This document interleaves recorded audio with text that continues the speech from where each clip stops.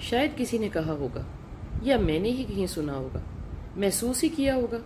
اس وقت تو محسوس ہو رہا ہے ہمیشہ کی طرح دل و دماغ کی اتنی کھڑکیاں کھلی کھڑی ہیں کہ کس میں سے جھانکوں اور کیا جھانکوں۔ دل گھبرایا کھڑا ہے، آنسو آئے کھڑے ہیں اور قلم چل نہیں رہا، ہاتھ کانپ رہا ہے کہ کیا لکھوں اور کیسے لکھوں، کیا کروں، کیا کہوں۔ کوئی مجھے کبھی کیوں نہیں ملتا جس سے بات کیے بنا بات ہو جائے، سوال کے بنا سوال نہ آئے۔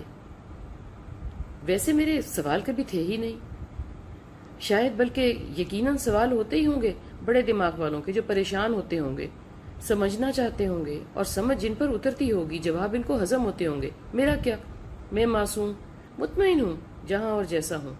خیر، لینے والوں سے لینا ایسے ہی ہے جیسے کسی پیارے سے آپ کا خون میچ کر جائے اور ضرورت پڑنے پر وہ آپ کو خون دے دے، مگر کب تک؟ کل کو آپ کی سانس کم پڑ جائے تو کچھ دیر تو مشین پر آپ رہو گے، شاید زیادہ ہی دیر رہ جاؤ۔ کیا ستم ظریفی ہے، میری بنائی مشین ہی میری زندگی کا سامان بنے گی اور بنا اجازت ہی ایک دن فیل ہو جائے گی، بدکماش بد تہذیب اولاد کی طرح پڑے رہے گی کمرے کے کسی کونے میں، اور لوگ آپ کو مجھے گورستان کے کسی کونے میں داب آئیں گے۔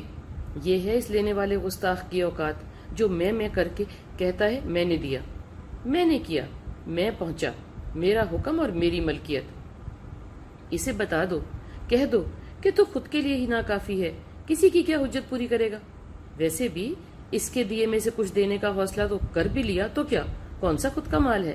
بھلے وقت، ذہانت، پیسہ یا طاقت، جس کا ہے وہ جب چاہے واپس لے لے اور معلوم بھی نہ پڑے۔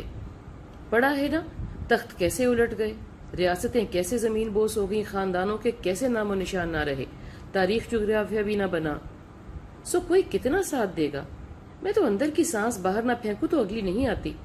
کوئی کچھ نہیں کر سکتا، مدد بھی اگر خالق مالک نہ چاہے، جتنا نہ چاہے۔ کسی کی کیا مجال کہ ایک لمحہ بھی بڑھا دے اس کے بغیر حکم کے، یا گھٹا سکے۔ وہ حی القیوم ہے، میں خاکی اور فانی۔